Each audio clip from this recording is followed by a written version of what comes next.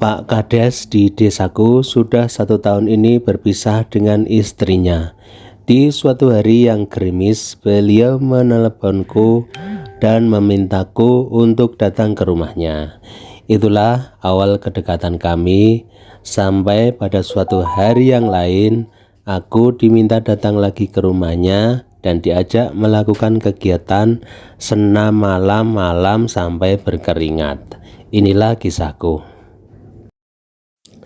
Menjadi pegawai di balai desa saat usiaku masih lumayan muda tentu saja menjadi kebanggaan tersendiri bagiku.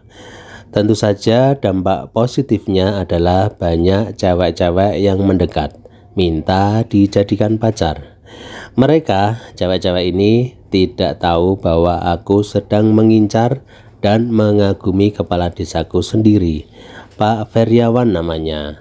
Seperti namanya, orangnya juga rupawan, dan yang lebih melegakan lagi bagiku, Pak Feriawan ini sudah 1 tahun bercerai dengan istrinya.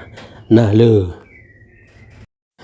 Dan tentu saja seperti diriku, Pak Ferry ini juga sedang dikejar-kejar para janda-janda yang sudah tak tahan dengan kesendirian mereka.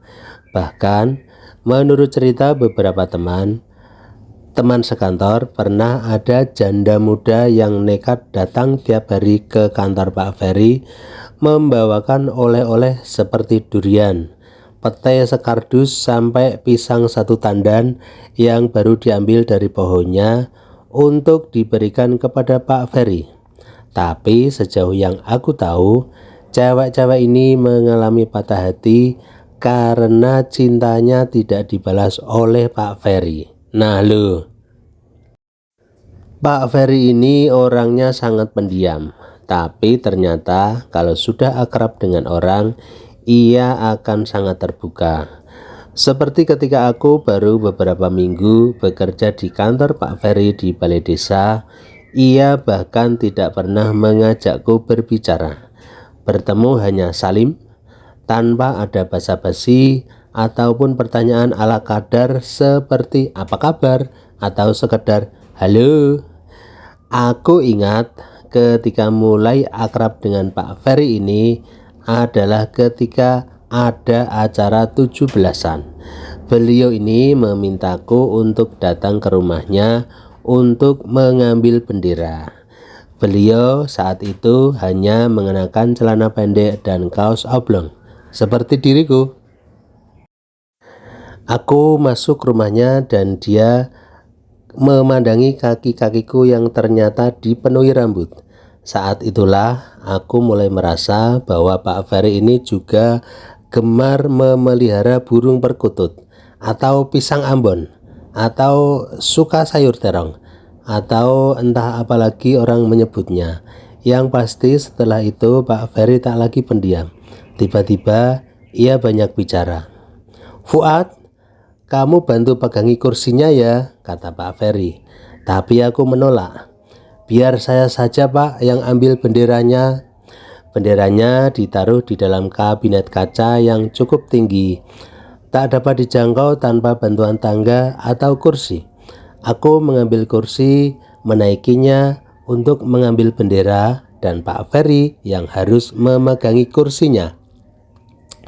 Di saat bendera sudah berada di tanganku, aku sengaja terpeleset dan menjatuhkan diri di dalam pelukan Pak Ferry. Seperti film India kan? Dan ternyata berhasil guys. Aku dan Pak Ferry jatuh dengan posisi aku di atas sementara Pak Ferry di bawah. Posisi wajah nyaris bersentuhan. Kamu nggak apa-apa? Pak Ferry bertanya. Aku mengangguk-angguk, sengaja gak mau cepat-cepat bangun. Pak Ferry bukannya marah, tapi malah tersenyum sambil memandangku, sambil bertanya, kamu mau berapa lama berada di atasku? Aku tertawa, kemudian bangkit. Maaf Pak. Tidak terjadi apa-apa sore itu, karena sepertinya Pak Ferry juga masih menjaga image-nya sebagai kepala desa. agak-agak gengsi gitu, dan aku juga langsung pamit pulang. Pagi hari di kantor juga tidak terjadi perubahan pada Pak Ferry. Dia masih dingin seperti kulkas 2 pintu. Namun ketika waktunya makan siang, tiba-tiba beliau meneleponku, menyuruhku datang ke ruangannya. Waduh, jangan-jangan aku kena semprot ini. Pak Ferry duduk dengan kepala menunduk di belakang meja kerjanya, seolah tak mendengar aku masuk. Pak Ferry, aku berkata pelan, takut mengganggunya. Pak Ferry mendongakkan kepala dan tersenyum kepadaku. Manis sekali beliau kalau tersenyum. Bikin gemes, bikin ingin menjatuhkan diri di atasnya lagi. Fu, tolong belikan makan siang ya. Lagi gak enak badan nih, katanya. Aku segera mendekat dan menawarkan diri untuk memijat. Pak Ferry tidak menjawab, namun beliau diam saja ketika aku mulai memegang kakinya. Melihat caraku memegang kaki-kakinya, Pak Ferry tertawa. Kamu itu gak memijat, Fu, tapi membangunkan adik kecilku yang sudah lama tidur. Aku ikut tertawa. Gak apa-apa toh, Pak. Nanti kalau adiknya bangun biar saya yang menimang-nimang, jawabku. Pak Ferry tertawa lalu berdiri. Sudah, Fu, sana kamu beli makan siang. Pak Ferry masih gengsi, masih malu-malu padaku. Baiklah, aku akan menunggu waktu yang tepat. Sebentar lagi aku pasti berhasil membangunkan adik kecilnya dan kemudian menimang-nimangnya. Menghadapi orang gengsian seperti Pak Ferry memang dituntut untuk lebih agresif. Aku tidak boleh diam dan menunggu. Aku harus menjemput bola. Maka dimulailah drama yang menurutku sia-sia saja. Inilah beberapa hal konyol yang sudah aku lakukan untuk menarik hati Pak Ferry. Pertama, aku membelikan makan siang yang tidak diminta. 2 kali aku melakukannya dan tak berhasil dan bikin malu sendiri. Dengan pedenya, aku membelikan makan siang kesukaannya. Nasi padang dengan lauk ikan lele plus dadar yang tebal itu. Masuk ruangannya tanpa permisi, lalu dengan kepercayaan diri penuh memijit-mijit kaki Pak Ferry. Pak Ferry lelah ini, saya pijitin ya. Pak Kades hanya tertawa lalu berkata, jangan Fu, malu dilihat orang. Makan siang yang kedua, aku membelikan soto kudus yang sewagernya minta ampun. Ku antar lagi ke ruangannya, kali ini aku memijat punggungnya. Siapa tahu ia merasakan getaran-getaran dari gerakan tanganku. Tapi lagi-lagi Pak Ferry berdiri, kemudian berkata, jangan Fu, nanti dilihat orang. Akhirnya aku menyerah. Sejak itu aku tak pernah mendatangi lagi ruangannya Pak Ferry kalau tidak dipanggil. Memalukan sekali yang telah aku lakukan itu. Aku dan Pak Ferry seperti orang asing lagi. Namun setelah 3 hari aku mutung, tiba-tiba Pak Ferry mendatangiku di meja kerjaku dengan senyum yang manis. Beliau berkata, nanti sore ada acara enggak, Fu? Katanya sambil berbisik, sambil mendekatkan wajah. Enggak ada, Pak, jawabku. Bagus, datang ke rumahku ya. Penting ini, kata Pak Kades. Sebenarnya aku juga sudah gak berharap banyak. Pasti urusan kantor lah, pikirku. Tak ada bayangan kalau dia akan minta dipijat atau diapain. Tapi sore itu, begitu aku masuk rumahnya, kemudian pintunya ditutup, Pak Ferry langsung memelukku seperti orang yang sudah tak bertemu berminggu-minggu.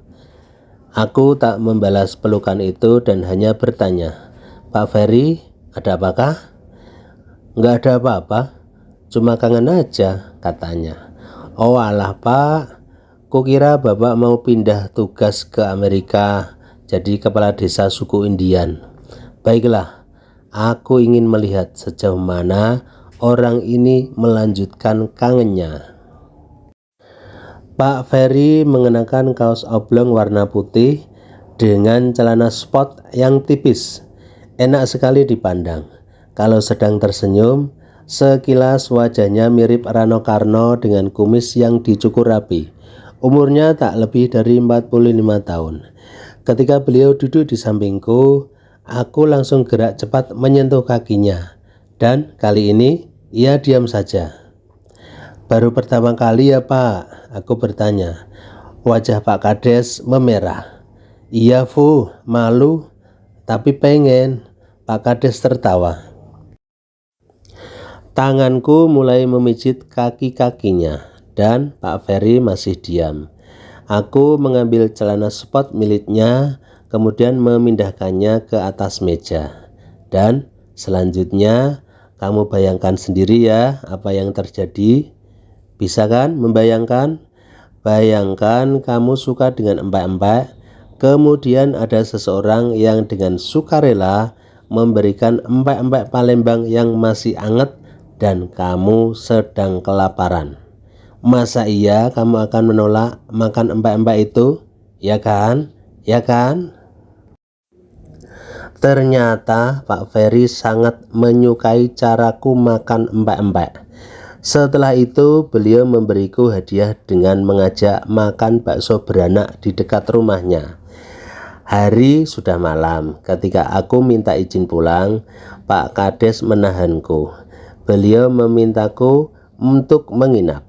Alasannya besok hari Minggu, tidak ada acara masuk kantor. Ya, aku tentunya berkata yes dong. Nanti malam kan aku boleh makan empek-empek lagi sepuasku.